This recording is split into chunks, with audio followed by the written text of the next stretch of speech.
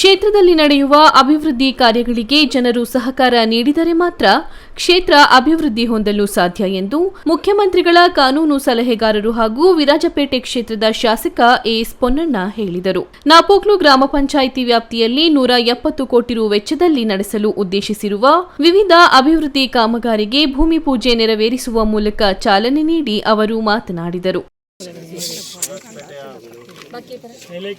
ವಿಧಾನಸಭಾ ಕ್ಷೇತ್ರದ ವಿವಿಧ ಭಾಗದಲ್ಲಿ ಇವತ್ತು ಕಾಮಗಾರಿಗೆ ಚಾಲನೆಯನ್ನು ತಾವೆಲ್ಲರೂ ಕೂಡ ಗಮನಿಸಿದ್ದೀವಿ.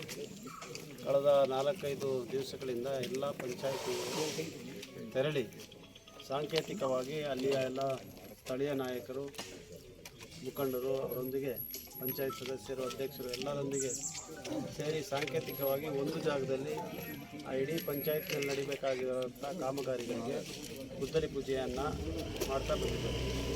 ತುರ್ತಾಗಿ ಈ ಕಾರ್ಯಕ್ರಮವನ್ನು ನಡೆಸ್ತಾ ಇರೋದಕ್ಕೆ ಕಾರಣ ಏನಂತಂದರೆ, ಇನ್ನು ಕೆಲವೇ ದಿನಗಳಲ್ಲಿ ಲೋಕಸಭಾ ಚುನಾವಣೆ ಘೋಷಣೆಯಾಗುವಂಥ ಎಲ್ಲ ಸಾಧ್ಯತೆಗಳಿದೆ.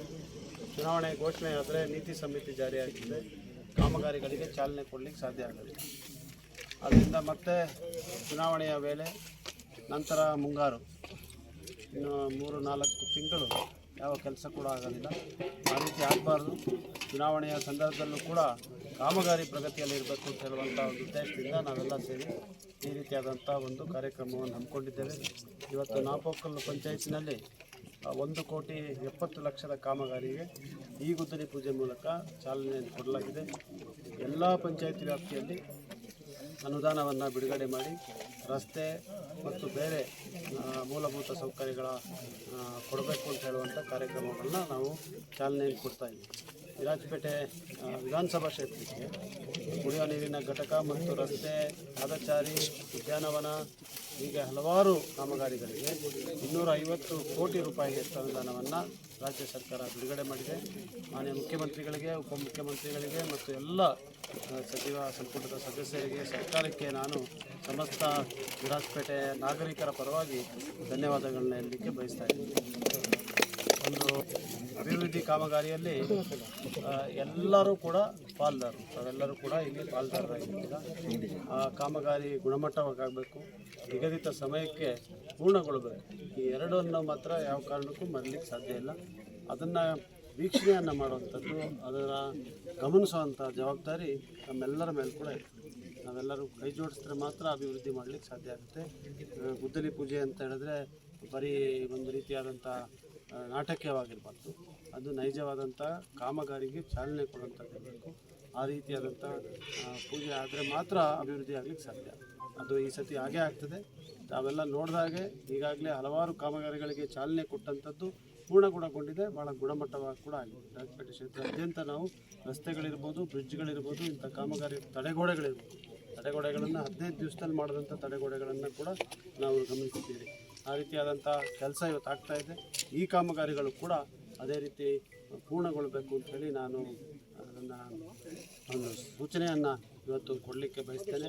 ತಾವೆಲ್ಲರೂ ಕೂಡ ಕೈ ಜೋಡಿಸಿದ್ರೆ ಇನ್ನಷ್ಟು ಅಭಿವೃದ್ಧಿಯನ್ನು ವಿರಾಜಪೇಟೆಯಲ್ಲಿ ಮಾಡಲಿಕ್ಕೆ ಸಾಧ್ಯ ಆಗುತ್ತೆ. ಪ್ರಜಾಪ್ರಭುತ್ವ ವ್ಯವಸ್ಥೆಯಲ್ಲಿ ಜನರೇ ನಿಜವಾದಂಥ ಜನ ಬೆಂಬಲವೇ ನಿಜವಾದಂಥ ಅಧಿಕಾರ.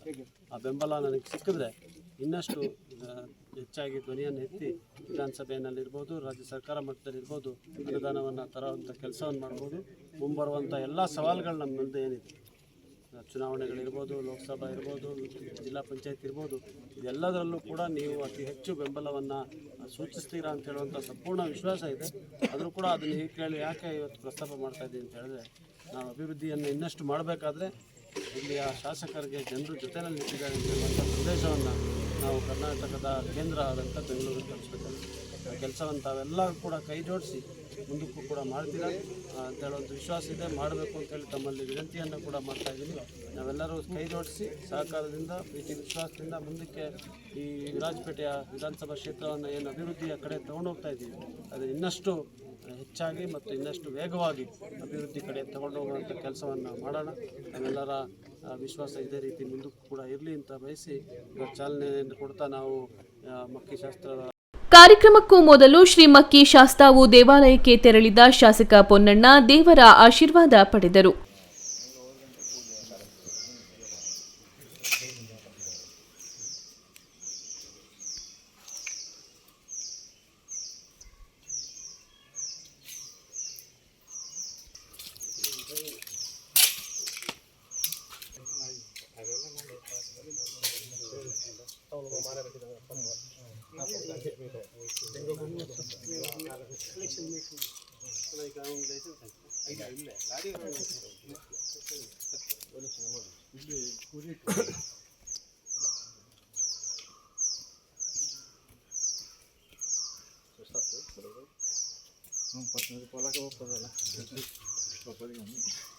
ಇದೇ ಸಂದರ್ಭ ನಾಪೋಕ್ಲು ಇಂದಿರಾನಗರದ ವಿವೇಕಾನಂದ ಸಂಘದ ಪದಾಧಿಕಾರಿಗಳು ಶಾಸಕ ಪೊನ್ನಣ್ಣ ಅವರನ್ನು ಸನ್ಮಾನಿಸಿ ಗೌರವಿಸಿದರು.